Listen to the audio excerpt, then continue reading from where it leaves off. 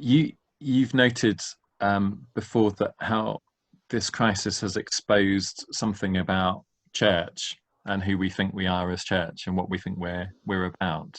Do you want to say something about that?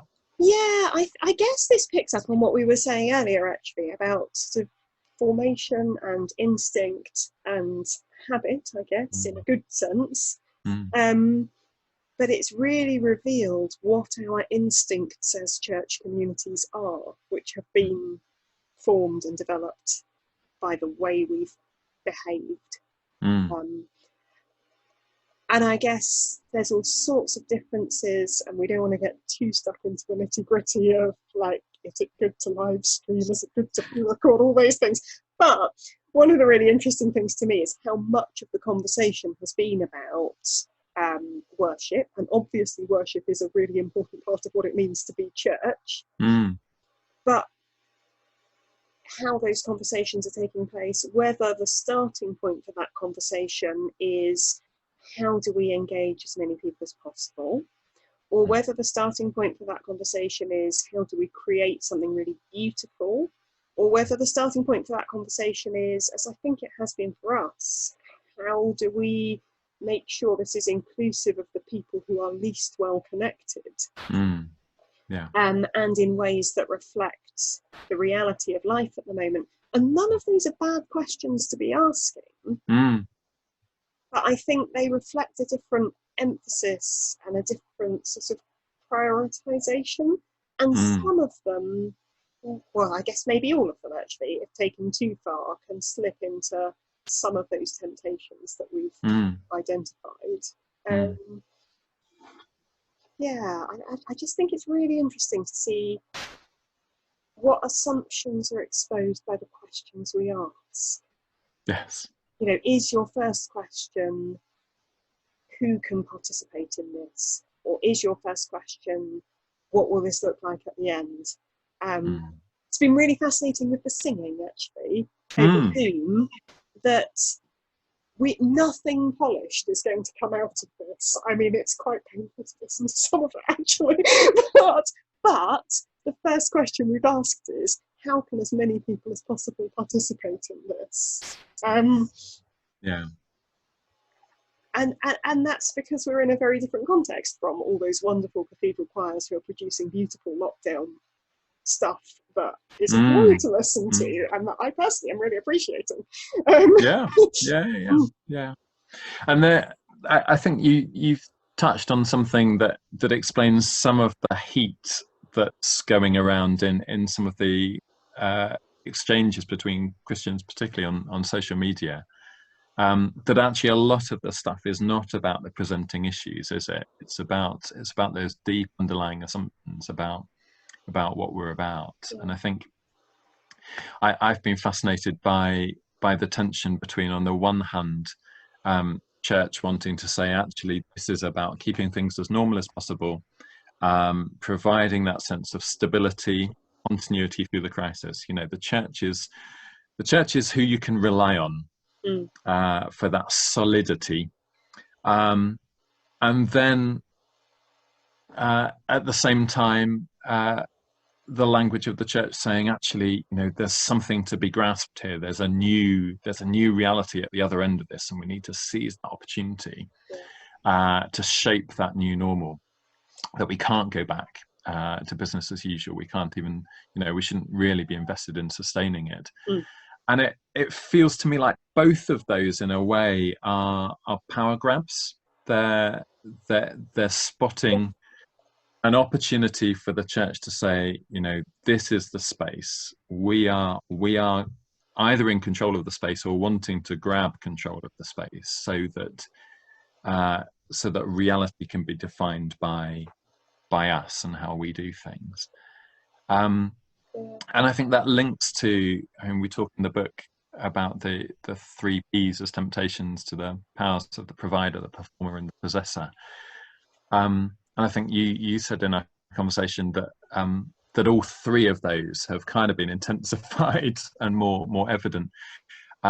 Certainly, we've seen in the city here and more widely in the country, you know, big voluntary organisations stumbling over themselves and each other to be the ones feeding people.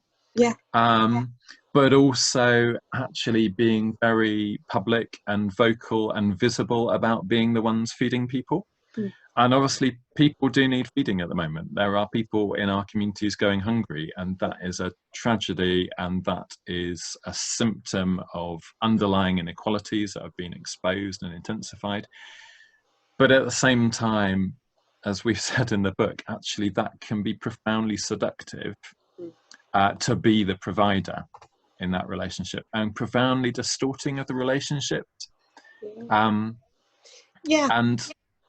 you know, I think something similar has happened with worship church as well. Actually, you know, the competition, even if it's not being explicit or conscious, but that sense of, you know, are we doing a better job? Are we getting more people? Is ours blicker or more beautiful? Has been a really seductive temptation, I think. And I think all of it, again, is revealing what's already there, because suddenly everything feels like it's being played out much more publicly. So I don't think it's new that clergy are worrying that the church up the road might be doing something slicker that's attracting more people. Yeah. But if your Facebook feed has got 3 people watching and somebody else's has got 300 watching, it's really obvious in a way that it isn't if there's 3 people in your church and 300 in theirs. And it still doesn't matter, to my mind, but it's much more risky. It feels to me like it's all become much more high stakes. So if you do something in your church on a Saturday afternoon and nobody turns up, nobody knows that's what's gone on. And if you do something on your Facebook stream and nobody engages with it, it's a much more public failure. I mean, I don't think it is a failure, but it's in the same way that you're getting that much more sort of public power grab of we're the ones feeding people or whatever it is, which I agree is really problematic. And I think that's partly because it moves us away from that reciprocal interdependence. But also I think the thing with worship is it becomes much more. I've been quite disturbed by some of the ways that people have been analysing sort of, numbers of views on YouTube and Facebook and that sort of thing. I mean, I think all that data is not all that helpful in showing to what extent people are actually engaging with stuff. But also I think it drives us in a particular direction because it's really easy to count Facebook likes or YouTube views or whatever. It's really, really measurable. And so the temptation becomes to do the things that are measurable. Whereas the worship that we've been doing and encouraging people to do in their own homes, we have no way of measuring that, which I absolutely don't think matters. I think there's a real temptation to do something measurable because we want to be making a difference, which isn't a bad thing to want to be doing, but kind of, tips into that temptation to want to be seen to be making a difference, which is a very different thing, I think. Absolutely. And I wonder if actually a lot of the drivers of that is in the midst of crisis, our insecurities have been amplified and intensified. And actually when we're in that place of insecurity, of discomfort, we naturally reach for the things that stabilize us, that make us feel like we've got some sense of control.